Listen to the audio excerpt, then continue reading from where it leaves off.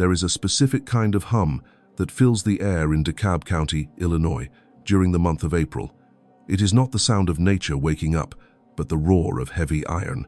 In the heart of the Corn Belt, where the soil is so dark and rich it looks like chocolate cake, the spring of 1982 felt like the dawn of a new empire.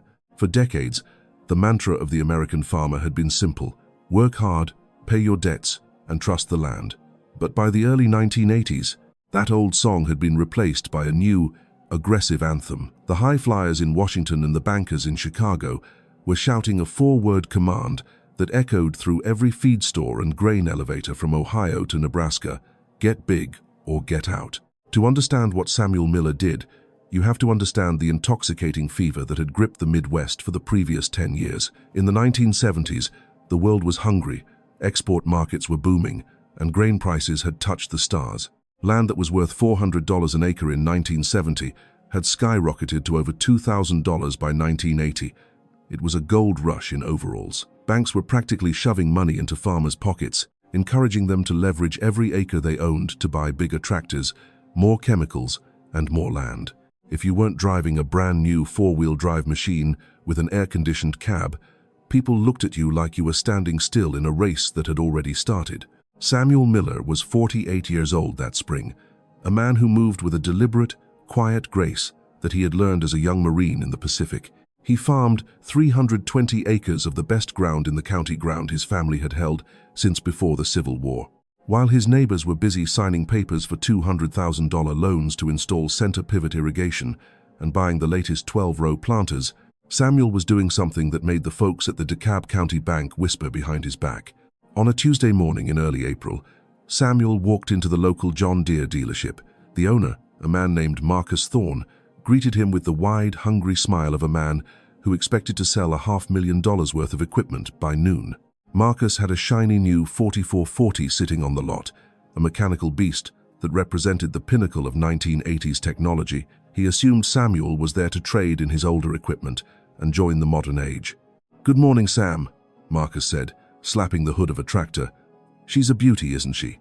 I've got the paperwork ready for that upgrade we talked about. With the new government subsidies and the way corn is looking, this machine will pay for itself in 3 seasons. We can spread the payments out over 7 years at a low rate." Samuel looked at the machine, then at the rows of massive equipment filling the lot. He didn't see progress. He saw a trap. He had watched the interest rates beginning to creep up, and he remembered the stories his father told him about the Great Depression, how the men who owed the most were the first ones to lose the dirt under their fingernails. "I'm not here to buy, Marcus," Samuel said quietly. "I'm here to sell. I want you to take back the tractor I bought last year. I'm going back to my old 4020, and I'm canceling the order for the new sprayer." The dealership went silent. The smile on Marcus's face didn't just fade, it collapsed. "You're joking. Sam, you've got 320 acres of prime Illinois black gold. You can't farm that with 20-year-old iron. You'll be left in the dust. Everyone is expanding. If you don't keep up, you're just a backward man." "Maybe so," Samuel replied, unbothered. "But I'd rather be a backward man who owns his land than a modern man who belongs to the bank." The news of Samuel Miller's retreat spread through the county like a prairie fire. At the local diner, where the coffee was strong and the talk was mostly about the price of anhydrous ammonia, the mockery was relentless. They called him Old School Sam and the backward man. They laughed when they heard he had turned down a $200,000 expansion loan, a sum that most farmers at the time viewed as a ticket to the big leagues. "Did you hear about Miller?" one farmer asked, shaking his head over a plate of eggs. "He's selling off his new equipment, says he's going to plant alfalfa and barley alongside his Ngoro." "Alfalfa? In DeKalb County? That's like trying to sell ice to an Eskimo. We're the corn capital of the world. Why would anyone grow cow feed on $3,000 an acre ground?" Another man chimed in. "He's even talking about letting his cattle roam on the stubble instead of keeping them in a finishing lot." The man's lost his mind. "He's taking us back to the 1930s. We've got men on the moon, and Samuel Miller is worried about crop rotation." But Samuel wasn't listening to the laughter. He was watching the horizon. He had spent the last few months in his workshop, sitting at an old wooden desk that had belonged to his father. On that desk sat a small, leather-bound notebook, with pages so thin they felt like onion skin. It was his father's journal from the 1930s, the years of the Dust Bowl, when the sky over Illinois had turned black with the topsoil of Kansas and Oklahoma. His father, Thomas Miller, had survived those years when others had packed their bags for California. He hadn't survived by getting bigger, he had survived by being smarter than the weather. As Samuel turned the faded pages, he found a passage underlined in thick, black ink. The land is not a machine you can switch on and off with a checkbook. It is a living body. If you bleed it dry with chemicals and push it too hard with steel, it will fail you just when you need it most. Respect the diversity of the soil, or the wind will take your future. While his neighbors were ripping out the old hedgerows and shelter belts to squeeze every last inch of space for corn, Samuel was doing the opposite. He was planting rows of clover and vetch. He was refusing to use the heavy doses of synthetic nitrogen that the university experts insisted were necessary for a real yield. To the experts, the soil was just a medium to hold up the plant, while the chemicals did the work. To Samuel, the soil was the work. By the end of April 1982, Samuel Miller had become a pariah in his own community. He was the man who refused to move forward, the man who turned his back on the great American expansion. As he sat on his old tractor, pulling a simple grain drill through the black Illinois dirt, he could see his neighbors on the other side of the fence, driving their massive, air-conditioned machines, waving at him with a mixture of pity and contempt. They were planting for the market of today. Samuel was planting for a storm that hadn't arrived yet. He knew that the music was going to stop eventually. He just didn't realize how loud the silence would be when it finally did. To understand why Samuel Miller was willing to let the world laugh at him, you have to look at the shadow of the man who came before him. Thomas Miller had been a farmer in the black dirt country of Illinois since he survived the land rush, the First World War, and the boom times of the 1920s. He was a man who had seen the sky turn to iron and the earth turn to ash during the 1930s, an apocalyptic era where drought and poor farming practices combined to create the worst environmental disaster in American history. Thomas had watched the topsoil, that precious, thin layer of earth that makes human life possible, simply blow away, leaving behind nothing but hard pan and despair. He had seen his neighbors, families who had been there for generations, pack their cars and head for California because they had nothing left but dust. Thomas Miller stayed, and he survived because he stopped treating the land like a factory and started treating it like a living body. Before he died in 1978, he left Samuel a leather-bound journal wrapped in oilcloth to protect it from the moisture. It wasn't a diary of his life or his family. It was a record of 50 years of sweat, tears, and lessons paid for in failure. The journal ended with a warning that Samuel read every single night. The drought will come again. It always does. Wheat and corn die in the dry years, but the deep-rooted things survive. Plant for the drought before it comes, not after. After is too late. In the spring of 1982, as Samuel sat in his workshop, he wasn't looking at the glossy brochures for chemical fertilizers that promised 200 bushel yields. He was looking at his father's sketches of root systems. He realized that the modern way of farming was essentially mining the soil rather than building it. His neighbors were using high-octane synthetic nitrogen to force the corn to grow fast, but that nitrogen made the plants lazy. Their roots stayed shallow, hovering near the surface where the chemicals were easy to reach. Samuel knew that if the rain ever stopped, those shallow-rooted plants would be the first to die. So, Samuel began his retreat into the past. He sold the heavy machinery because he understood a lesson his father had learned in the mountains of Italy during the war. The man with the longest supply line is the man who loses. A tractor that requires expensive parts from Indiana and diesel from the Middle East has a supply line thousands of miles long, but a farm that generates its own fertility and uses its own resources is independent. Samuel decided to plant alfalfa and barley in rotation with his Ngoro. Alfalfa was a legume, and Samuel knew the science that his neighbors had forgotten or ignored.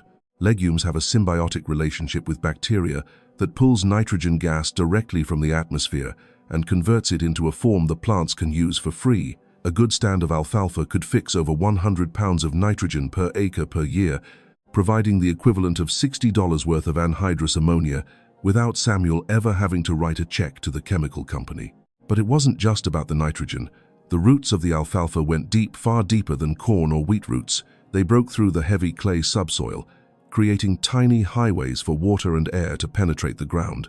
When those roots eventually died and decayed, they fed the soil biology, the earthworms, the fungi, and the microscopic life that makes soil truly alive. Samuel was building a biological sponge that could hold moisture, while his neighbors were turning their fields into a hard, chemical-dependent shelf. By May of 1982, Samuel began his most controversial practice. He started fencing off sections of his corn ground to allow a small herd of cattle to graze on the cover crops. In DeKalb County, where every square inch of land was expected to produce a cash crop, seeing cattle wasting good corn ground was considered a sin. But Samuel watched the cattle with a quiet smile. He knew they were doing work no machine could replicate. They ate the grass and clover, deposited natural manure, and their hooves pressed seeds into the dirt, creating microsites for germination. It was a cycle of life that had fed the prairie for 10,000 years before the first plow ever broke the sod. The mockery from the town didn't stop at the diner. One afternoon, a young, sharp-dressed agricultural expert from the state university named Dr. Holloway drove out to the Miller farm. He had heard rumors of a farmer in DeKalb County who was reverting to medieval practices and wanted to see the disaster for himself. He found Samuel standing in a field of waist-high alfalfa and barley with a notebook in his hand. "Samuel," the professor said, gesturing toward the diverse green tangle of the field, "I've seen your soil maps. You have Class 1 prairie loam here. This ground is capable of producing record-breaking corn yields if you just apply the proper chemical inputs. Instead, you're growing what looks like a weed patch. Do you realize you're throwing away thousands of dollars in potential profit?" Samuel looked at the young man, whose shoes were already getting dusty. "I'm not throwing it away, doctor. I'm putting it in the bank. It's just a different kind of bank." "You're talking about soil health," Holloway said with a patronizing sigh. "That's all well and good for a garden, but this is industrial agriculture. We have tractors now. We have center pivots and herbicides. We don't need to go back to the Stone Age to solve our problems. You're mining the past, Samuel, while the rest of the world is building the future." "I see it a bit differently," Samuel replied calmly. "You're the one mining. You're taking everything the land has to give and replacing it with something that comes in a jug. My father watched this county turn to dust in the 30s because men thought they were smarter than the wind. He wrote down what he learned, so I wouldn't have to pay for those mistakes again. I'm not mining the past. I'm listening to it." The professor shook his head and made a note in his clipboard, likely labeling Samuel as a backward man who couldn't be helped. He drove away, convinced that the Miller farm would be the first one to go under when the next market shift happened. Samuel didn't argue. He just went back to his notebook. He recorded the earthworm counts in his soil, which had already begun to rise from 3 per square foot to over 12 in just one season. He noted the way the soil felt in his hands, cool, moist, and smelling of rich life, even on the hottest days of July. He was preparing for a possibility that no one else wanted to believe in. He was building a fortress of biology, 1 acre at a time, while the rest of the county was building a mountain of debt. By the end of that first year, Samuel's profit margins were razor-thin. His neighbors, who had harvested massive amounts of corn using every chemical available, were flush with cash from the high prices of the early 80s. They bought more land. They bought bigger trucks. They laughed at the backward man who was spending his time counting worms and planting cow feed. But Samuel remembered the final entry in his father's journal. It said that the crowd is almost never right when the weather changes. It said that the man who survives is the one who controls his own supplies and his own fate. So, Samuel Miller stayed the course. He kept his old tractor, he kept his notebook, and he kept his debt at zero. He was waiting for the moment when the supply line would finally break. By the spring of 1983, the nickname "the Backward Man" was no longer just a passing joke in DeKalb County. It had become a permanent label for Samuel Miller. At the local diner, where farmers gathered to grumble about the rising price of synthetic nitrogen and the cost of anhydrous ammonia, Samuel's arrival was always met with a chorus of smirks. Marcus Thorne, the John Deere dealer, remained the loudest voice of criticism. He would often point out the window when Samuel's old, battered pickup drove past and tell the crowd, "There goes Sam, driving toward the 19th century while the rest of us are breaking speed records into the 21st. Everyone in the county could recognize the Miller farm from miles away, but not because of its modern efficiency. While the neighbors' fields were scrubbed clean of every stray leaf or weed by heavy doses of pre-emergent herbicides, Samuel's ground looked like a chaotic tangle. He hadn't ripped out the old hedgerows or shelter belts to squeeze in more rows of corn. Instead, he allowed them to grow thick as a refuge for birds and beneficial insects. He didn't moldboard plow his soil into a smooth, black mirror that would bake in the sun. He left the stalks and residues from the previous year's barley and clover to carpet the earth. To the farmers who viewed a clean field as the ultimate badge of success, Samuel's land looked like a neglected mess. Samuel had even begun to implement the ancient technique of companion planting that he had rediscovered in his father's journal and old agricultural texts. He was planting strips of alfalfa and barley directly alongside his corn, a practice the neighbors called double trouble. Sam, a neighbor named Roy Dennison, said as he leaned against the fence post, "You're making it impossible for yourself. Your combine is going to choke on that matted green mess. 2 crops in one field is just 2 ways to fail at once." Samuel just smiled, wiped the red Illinois dust from his forehead, and replied that if nature never planted a monoculture on the prairie, perhaps man wasn't meant to either. The mockery, however, didn't stay confined to the fence rows or the grain elevators. It began to seep into Samuel's own home. His teenage son, Thomas, would often come home from school with slumped shoulders and a dark cloud on his face. He had been teased by the other boys whose fathers were buying massive 4-wheel drive tractors and expanding their operations by hundreds of acres. They told him his father was a backward farmer who didn't know how the world worked anymore. One evening, after Thomas had been particularly quiet during supper, Samuel sat him down at the kitchen table and opened the leather-bound notebook that had belonged to Thomas's grandfather. He pointed to the entries from 1935, the years when the sky turned black with dust. "The crowd almost always runs toward the things that shine the brightest," Samuel said softly, his eyes reflecting the yellow light of the kitchen lamp. "But real wisdom usually lies in the things they've thrown away." He explained to his son that while the neighbors were mortgaging their futures to buy more iron and chemicals, they were building a biological bank account right under their boots. Every acre of alfalfa Samuel planted was doing more than just growing hay. Its roots were silently pulling nitrogen from the atmosphere and fixing it into the soil, providing thousands of dollars worth of free fertility that wouldn't require a single check written to the chemical dealer. While the neighbors were struggling under the weight of 18% interest on their short-term operating loans, Samuel didn't owe a dime to the bank. He was willing to accept slightly lower yields in the short term to ensure absolute independence for the long haul. "We aren't mining this dirt, son," Samuel told him. "We're feeding it so it can feed us when the music stops." 1983 proved to be a year that tested the limits of everyone's patience. Another agricultural specialist from the university visited the Miller farm, looking at the corn matted with clover and shaking his head in disbelief. "Samuel, you're turning prime, Class 1 loam into a medieval pasture," the specialist sneered. "Do you realize that with a standard chemical regimen, you could boost your bushel count by 40%? Samuel simply reached down, dug a handful of tilled earth, and showed the man the dark, crumbly soil teeming with earthworms. "My soil is coming back to life," Samuel said firmly. "Yours is just a shelf for chemicals to sit on. I'm prepared to wait." Outside the boundaries of the Miller farm, the first fissures of a massive collapse were beginning to show. Interest rates refused to drop, and the prices for corn and soybeans began to wobble as the export markets tightened.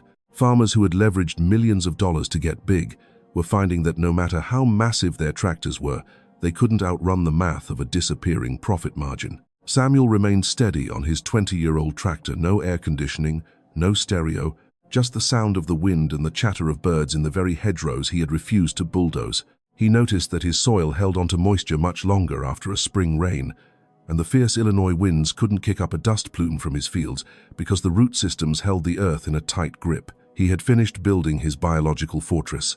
The crowd was still laughing at the diner, but Samuel Miller knew that their season of mockery was drawing to a close. A different kind of storm was approaching, an economic and climatic reckoning that would separate those who understood the land from those who merely treated it as a machine. In the long history of the American Midwest, there are years that are remembered for their bounty, and then there are years that are remembered for the way they broke a man's spirit. 1984 was the latter. It was the year the music finally stopped for the Great Expansion, and the silence that followed was deafening. To understand the reckoning that hit DeKalb County, you have to look at the two-headed monster that arrived at the doorstep of every farm: the economic collapse and the worst drought in half a century. The economic storm had been building since Federal Reserve Chairman Paul Volcker raised interest rates to combat inflation. By 1984, the prime rate had touched heights that seemed impossible only a few years earlier, and farm operating loans that were once a manageable 9% had doubled to 18% or more. At the same time, the grain embargo and a sudden surplus of grain caused the export markets to collapse. Corn prices, which farmers had banked on staying high to pay for their massive debts, plummeted toward $2.22 a bushel. For Samuel Miller's neighbors, the math was no longer working. They had borrowed against land that was now dropping in value by hundreds of dollars an acre every year. They were paying 18% interest on machines that were sitting idle because they couldn't afford the diesel to run them. The banks, which had been so friendly 3 years earlier, were now issuing acceleration notices and demanding full repayment of loans. The first wave of foreclosures began, and the proud, shiny green tractors that Marcus Thorne had sold with such fanfare were being loaded onto trailers and repossessed. Then, the weather turned. The spring of 1984 was dry, but the summer was a furnace. By June, the county was in the grip of a brutal drought. July brought day after day of 100-degree heat and cloudless skies. In the modern fields of Samuel's neighbors, the corn began to scream. Because these plants had been fed a steady diet of synthetic nitrogen, they had never been forced to grow deep roots. They were lazy, shallow, rooted plants that relied on the top few inches of soil for everything. As the sun baked that topsoil into a hard, cracked shelf, those roots found nothing. By noon every day, the leaves of the neighbor's corn would roll up tight to protect themselves from the heat, a desperate sign of water stress. But on the Miller farm, something different was happening. Samuel's field, which had been mocked as a weed patch, remained stubbornly green. While the neighbor's corn withered and turned brown and brittle, Samuel's crop stood tall. The reason wasn't luck, it was biology. For 3 years, the clover and alfalfa Samuel had planted had been doing the biological work that no machine could do. Their deep roots had shattered the clay subsoil, creating a biological sponge that absorbed every drop of spring rain and held it deep underground. While the surface was dry as a bone, Samuel's soil was cool and moist 6 inches down. Furthermore, the organic matter Samuel had built up acted as a reservoir. His soil aggregate stability meant the ground didn't crust over, it breathed. The mycorrhizal fungi in his root zones were reaching into depths the neighbor's chemical-dependent crops could never access, delivering water and nutrients to the stalks. The contrast was so sharp it was haunting. On one side of the fence, the modern world was dying in a cloud of dust. On the other side, the backward man was walking through rows of thriving corn that showed no sign of the heat. The mockery at the diner had stopped. It was replaced by a grim, hollow-eyed silence. Men who had laughed at old-school Sam were now watching their family legacies disappear in a single season. The suicide rate among farmers was rising toward 3 times the national average as the pressure of debt and failure became too much to bear. In August, Roy Dennison, the neighbor who had once said Samuel's farm looked like a disaster, drove his old pickup to the edge of Samuel's field. He didn't get out. He just sat there for an hour, looking at the green corn and the dark, moist soil under the clover residue. He was watching a man who had no debt, no fuel costs for heavy tillage, and no fertilizer bills. Samuel had bought the dead ground of the past and turned it into the only productive land in the county. Samuel walked over to the truck. He didn't gloat. He didn't say, "I told you so." He had too much respect for his neighbor's pain for that. "How's it looking, Roy?" Samuel asked quietly. Roy didn't look at him. His voice was thick with the weight of a world collapsing. "It's gone, Sam. The bank called yesterday. They're taking the North Quarter next month. Everything I planted. It's just stubble." "How is yours still alive?" Samuel leaned against the truck door. "My father always told me that the ground isn't the problem, Roy. The debt is. And the chemicals. They made the corn forget how to be a plant. They made it forget how to go deep." Roy finally looked at him, tears in his eyes. "We all thought you were the fool. We thought you were scared of progress. Turns out you were the only one who knew what he was doing." "I just listened to the man who came before me," Samuel replied. "He paid for this knowledge in the 30s, so I wouldn't have to pay for it now. I'm sorry it had to happen this way, Roy. Truly." By the end of the harvest season in 1984, the numbers were in. The county average for corn was a dismal failure, with many fields yielding nothing at all. Samuel Miller's backward farm, however, yielded over 130 bushels per acre. Because his costs were essentially zero compared to the heavy input farms, his net profit per acre was nearly 3 times the county average. While the grain elevators were half empty and the local bankers were pale with fear, Samuel Miller was the only farmer in DeKalb County with money in his pocket and a future that belonged to him.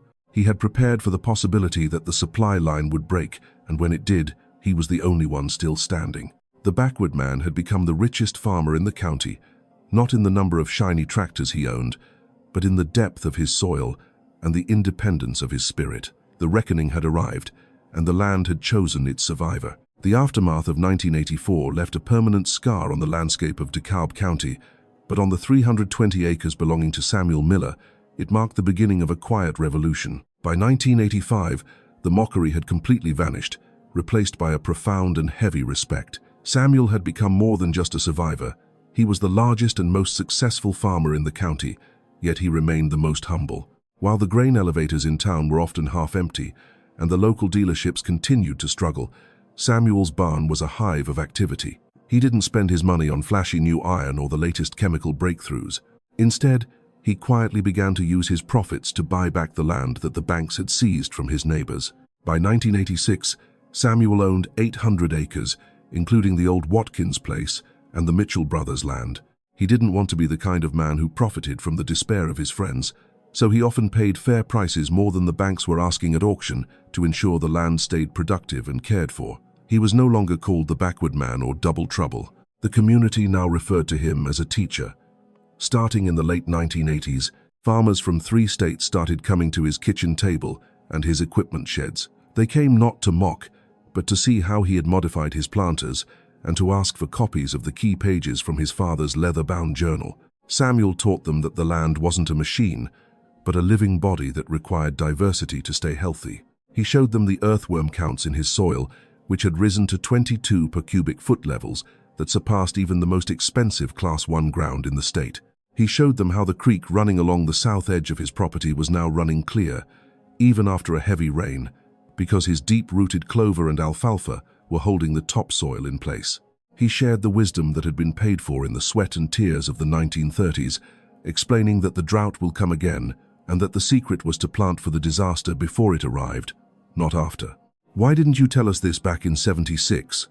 One farmer asked during a particularly dry summer in the early 90s.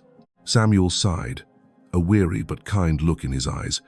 "Would you have listened back then? People don't listen to warnings. They don't believe a crisis can happen until it's already at their door. My father knew that. That's why he told me to plant the wrong crop when everyone else was chasing gold. After the drought starts is always too late." As the years passed, the Miller farm became a living laboratory for what the university experts eventually started calling regenerative agriculture or sustainable farming. Samuel didn't care much for the fancy names.